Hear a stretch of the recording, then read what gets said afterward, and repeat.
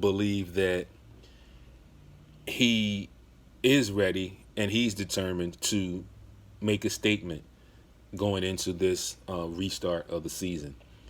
There was, like I said, there was a lot of talk about the Sixers, a lot of expectations going into the beginning of the season, and as they were struggling, there was a lot more talk, and it was talk that was a little disheartening. There was some chatter about did they really belong? What will they do? Will they make a move and move Al Horford? Why did they bring Al Horford in? And these other things, there was a lot of stuff going on. But with that, I think that Ben is ready. I think Ben will be ready. And I think that's going to be a huge part of the Sixers' success in the restart. Because, like we said, he's one of the best defensive players in the league right now. And I think he sets the tone for the team on the defensive end when he's focused and determined on playing that tough D. And we all know the defense turns into offense. So I'm looking forward to some big things from Ben Simmons as he returns and as the season begins. Question number 3. What will Philadelphia's starting lineup look like? So they're saying that Brett Brown will have no shortage of options. He had moved Al Horford to the bench in an attempt to maximize the talent on the team.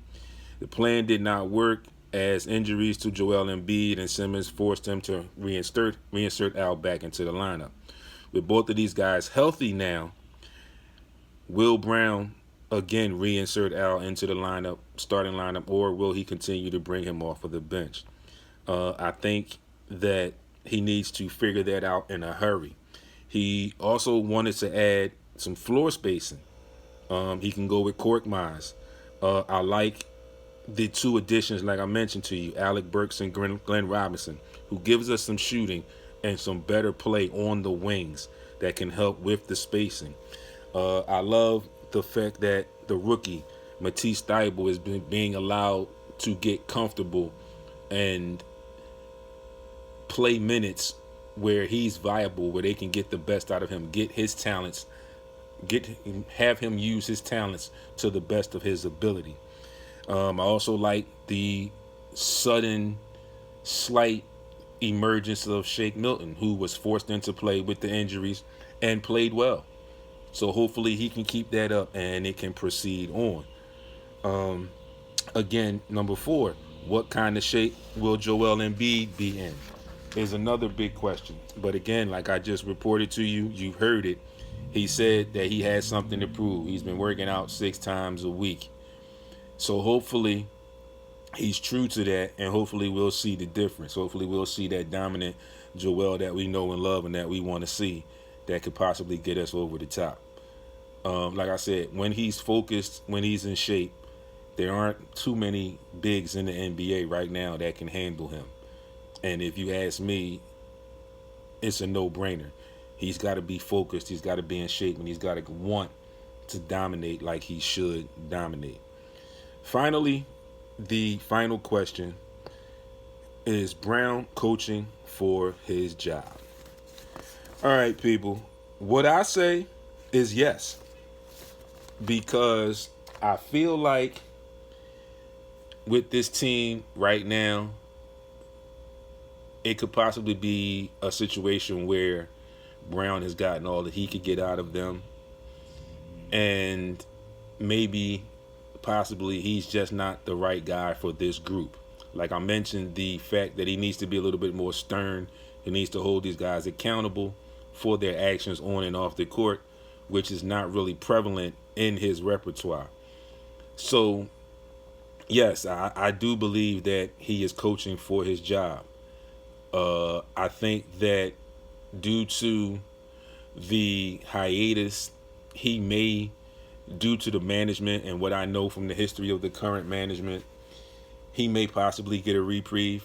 Initially going in, I was stating that if he did not get into the second round this year, he would be gone.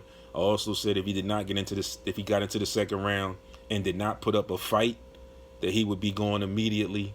So with this hiatus, I hope he understood that. I hope he understood the situation.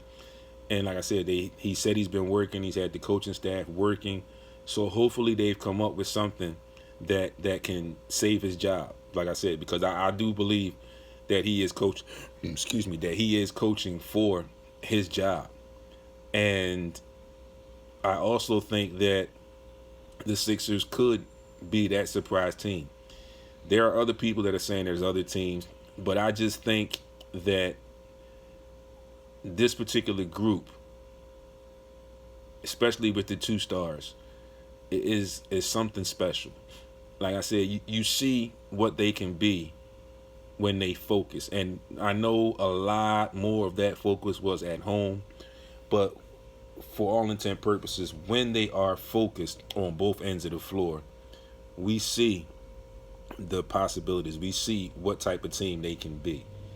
Like I said, the two wins that they had against the Lakers and against the Clippers, they were impressive wins when they focused in. The win against the Milwaukee Bucks, who people are pegged to be the champs this coming season, or for this season, that win against them was impressive.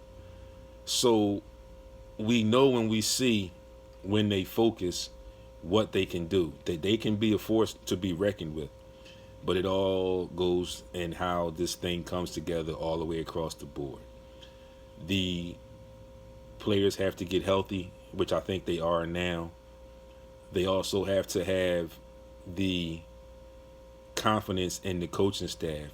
They also have to have the understanding in the coaching staff where they know what to do on the courts. I also think that Alec Burks and Glenn Robinson will help, because these are guys that can play the wings and they do play defense. But these are guys that I've been saying for the past 2 or 3 years, something that we didn't have. Wing players that can shoot the ball a little bit and can create off the dribble, which I think will help with the spacing, which I think will help get Al more in tune with the offense. I think it will make Joel a better post player. I think this will create those shots for Ben, and I think Ben will start shooting those shots. Okay, so Sixers fans, a lot to look forward to when the season restarts. Hopefully, again, this hiatus will be beneficial for the Sixers. And again, I look forward to a surprise with them being a force in this shortened or in this restart on this season. They've got an 8-game, they have a training camp, then they have an 8-game tune-up, and then they start the playoffs. I'm hoping that they make some noise in those 8 games and they can shake up a little bit of the seeding with those first 17, because like they're expecting that even with these last 8 games, that once these 8 games are played, that most of the teams 1 through 7 in the playoffs in these conference will be set. Right now, the Sixers, I think, are like 5th or tied for 5th or 6th, and they look like they would be playing Miami. I don't really like that. It also possible they could be 6th and playing Boston. I like our chances against Boston better, but it is what it is. When we get there, and we do what we do. If the Sixers come in focused like they say they're focused, with the work that they say that they've put in, I think they're going to pose some problems for some teams down the stretch. It's your boy D. You have been tuned in to Sports Rap on Heat 100 Radio. Signing out. Listen, folks, stay safe, be safe, stay woke. It's a nice day out. It's going to be close to 90 degrees. Stay safe on purpose. Enjoy some of this nice weather. And I will see you all week on social media and next Monday here in studio. It's your boy signing out. See you next week.